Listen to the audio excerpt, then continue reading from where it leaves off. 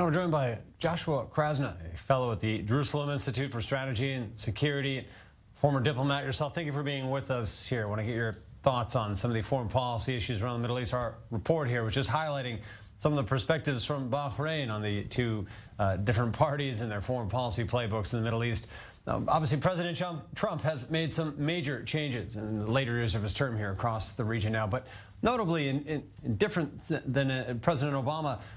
He's embraced the Gulf countries, distanced Iran. Obama did somewhat the opposite here. Might that flip again under President Biden?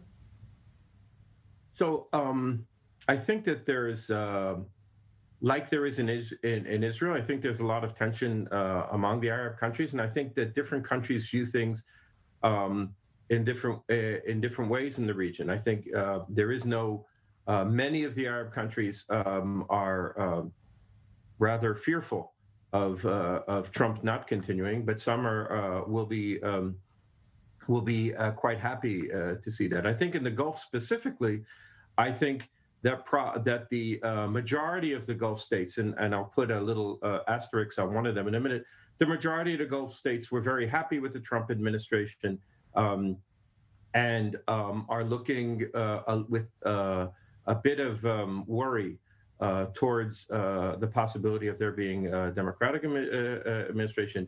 I think that both Saudi Arabia and UAE were extremely close to the Trump administration, and in fact made it fairly evident, even in the election campaign, that they preferred a Trump victory.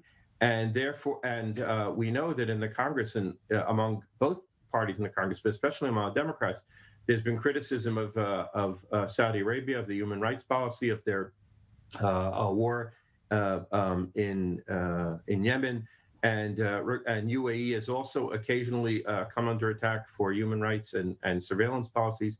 So I think that those two countries are going to be quite concerned. I think the F-35 issue, which is very important to the UAE, I'm not sure is a done deal under a Biden administration, because Democrats were fairly critical of the way that Trump tried to push through that deal.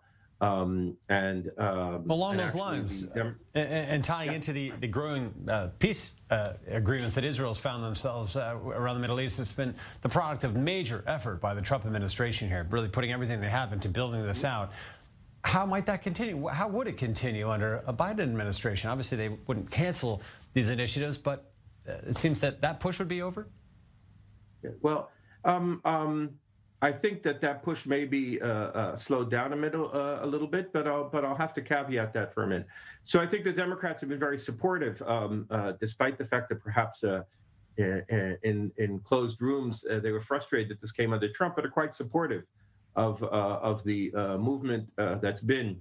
Supportive is different than taking initiative, initiating these moves, such as the Trump administration. Yes, so I'm saying, regarding Sudan, for instance, I think that the Trump administration went quite far with Sudan, and Sudan is at the cusp of restoring diplomatic relations with Israel, and I think that will continue. I think some of the other countries, I think you're probably right, will hang back a little bit.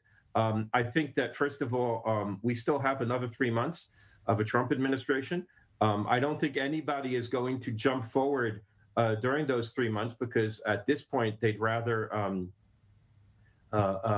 get those points with the incoming administration. But I think there are several countries in the Middle East that probably will continue this vector, as you said, or perhaps more slowly. Joshua Krasna, thank you very much for joining us here.